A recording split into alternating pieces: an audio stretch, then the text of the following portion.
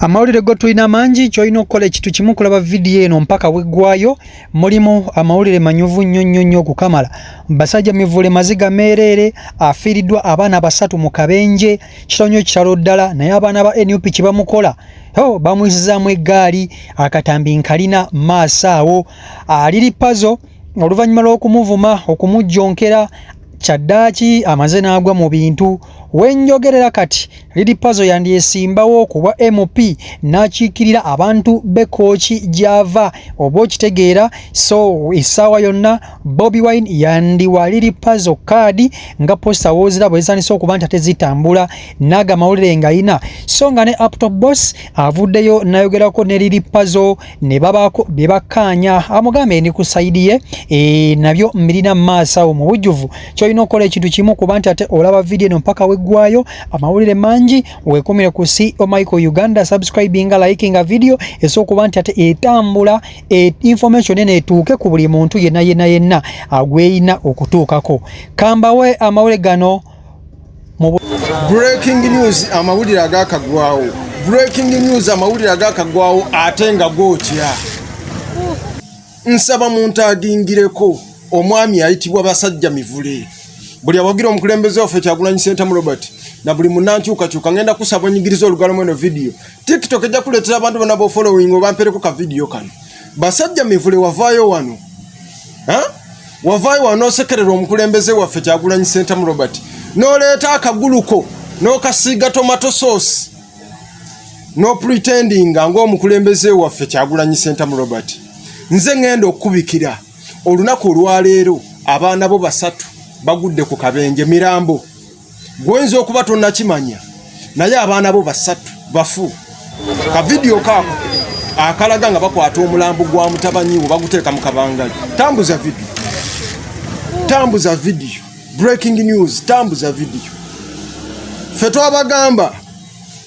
abagamba nti kyoyagaliza muka kitaawo kitaki kitanyoko kati abaana basatu kapuuti. Jangu otubuulire gye bagenze kwebaka banadda. Gwe mujja kakasa Mukama Katonda oyo tali anguzi. Baana mmwe munaatusonyiwa okusekanga ku lwa families z'abantu bano nga zifunye obuzibu. Balowooza tebalina bantu kati abaana basatu bakuvudde ku maaso. Mujja kakasa. Tambuza video. Essaawa yonna omunkulu Lill Pazo alumizza abajjonkezi bawuma lukiseka n'obwanuupu bonna obule obumuvuma obwagala okumujja ku mulamwa. Anti posta ye gy'olaba egenda mu maaso n'okuba nti ate eyogeza bannayuganda obwama.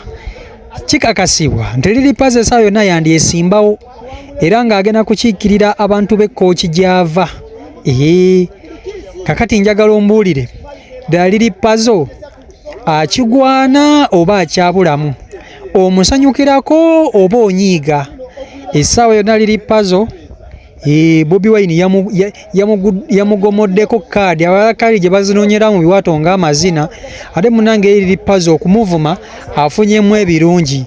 Kakati posta eyo gy'olaba togiraba ng'ekyokusaaga, posta eyo bya ddala. Era Lill Pazo essaawa yonna ekintu agwa mu bintu. Kakati mbuulira okyajjonkera oba tubayuzeyuze Ssaalongo oli musanyufu ku lwa Lill Pazo oba oli munyiivu? Waliwo ekyana kisadamaani Makebe, ekyana kisadamaani Makebe. Ekyana kibeera mu musana ne kiryoka kidduka ng'embaata bwe kiwandula ebigambo emiliyoni nga 36. Awuyo bamodoleta bakutaddeko. Gwe Lill Pazo mpuliriza omanyi sikumanyi tomanyi sina nsonga eri personal naawe owulira. Ffe tulina ensonga zaffe zituma bintu tusinikira mu mannyo tetusaagamu. Mbunabadde ensaaga mbale simanyanga mbo bamanyize ndi mulalu. Buli muntu ajja nedwake ne masa ffe twamukowa. Wuliriza mpuliriza gwe Lill Pazo bulajja ne sariya mu yadduka ne master abamanyi kyakola. Ne tamale birundi bato yali. Tamale birundi bato bali napo mu bakabaka nga yefulu mutamivu. navuma buli omu nga yefuula mutamivu obanga sero gyagala okuddamu okumanyira abantu Lill Pazo owuliriza ffe tukwata mpola naye amalenge tumaliza tugasazeeko Sadamani Makebe onzanye street ng'okolagana n'omujjonkezi gwe owulirinde bwogenda lyaza abantu gwe Pazo webale kundeetera omuyaye tutunke mpuliriza gwe Pazo owuliriza ife proud kino kankiddemu aputopu mpuliriza ife tuliwo kusiga bukyayi ate n'abakyawa Museveni amukyawe kati najjayo kafeesi ke nga twagala kwekolamu bakusembereza Museveni boy ife tetwagala kumanya mpuliriza gwe Pazo nze sikulinako buzibu buli personal bw'obanga osinika manyo ne Museveni tugenda kukyawo tugenda kusabula kikyali kituuza ttaano wange aina wadde nakuvudde nakuba enkyankudde gwe Pazo Lill Pazo abantu abalina skin type etano ga bizigo tebamanyira abantu Lill Pazo abantu abalina skin type etano ga bizigo tebamanyira abantu Lill Pazo mpuliriza ojaloza mbwe enkudde oluyimba lulina amakulu lwovudde kadaga tubambire otumereko mpuliriza nze ndi Makebe wulidde nze Makebe ate onvuma omukebe oli musiru Lill Pazo agamanya tugenda gakuba tugajjemu Lill Pazo obusungu buno ogana kunnuma mpuliriza aputopu tusibyeko abantu bafanaganako we bati otusibyeko abantu bafanagana nga nesawa Lill Pazo baani tulina abayimbi betwasone tukyawe naye nga bali balina music omulungi ba Eddie Kenzo bakonde federation nabo balira sene za gavumenti tubeesonyiwa nga tebayimba binyuma oyimba gayimba gatanyuma onono Pazo alaye katafugika kubanga bannange omwana tajja kwendi nkomyewo mpulikika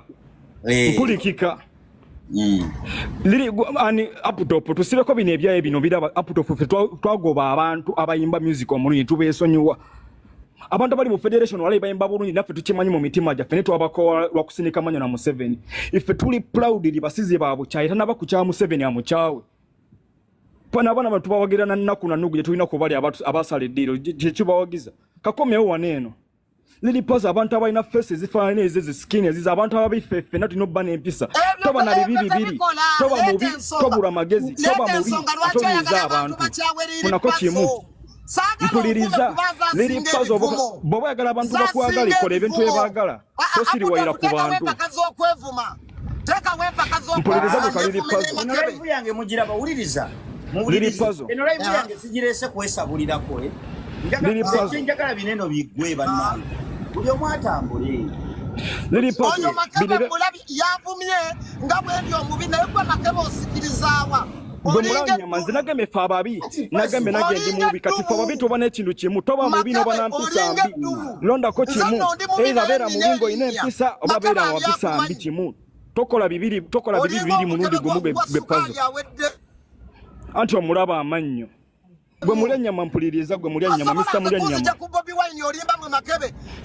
teka kugobe ku Bobi Wine tukugobe ku nsonga za ggwanga teri akugobe ku Bobi Wine teweekwasa tukugobe ku nsonga za ggwanga mulya nnyama wuliriza mulya nnyama wuliriza mulya nnyama teri akugobe ku Bobi Wine tukugobe ku nsonga za ggwanga mulya nnyama ebyo bibuna ebimyufu oluma omuntu tasula Lill Pazo bw'aluma omuntu tasula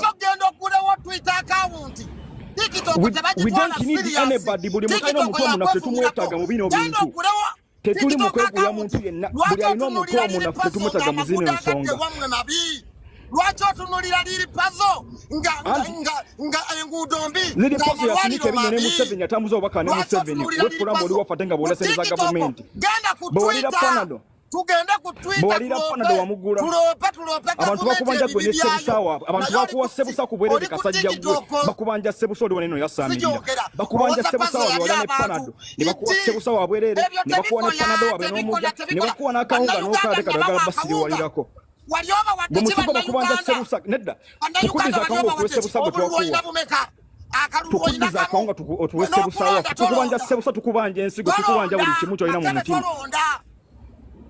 okonda sino nalina influence eronda mpuliriza gwe fara mwabamu abali kudungu Makebe genda okole amnesty Lill Pazo tobanga mu bino bana empisa embi kati mpuliriza nawadde nkulesi ngenda kuddamu nze bampita Sadamani Makebe tukuba ne bakuba ngenda kuddamu gwe fara mpuliriza ngenda kuddamu nate nkulesi ngenda kuddamu wava mu kubeera makebe oli gukebe oli makebe kaliri Pazo mpuliriza gwe musezi gwe mulya nyama mulya nyama liriya niri Pazo makebe kusinga mulya nyama osinga sente kubanga sente zo za gavumenti kusinga swaga kusinga abakazi abalungi byonna obinsinga mpuliriza kukubanja sente za Canada byonna obinsinga kubanga okolera gavumenti nkujogemu nnyo ne Bobi Wine agenda kuwangula nkujogemu nnyo liri Pazo mpuliriza gwe fala runnabe mpuliriza ogenda kakasa akairo kadekade otulaga ogenda kuwulira akaliro liri Pazo nabadde nkuwa sente sikuba mirambo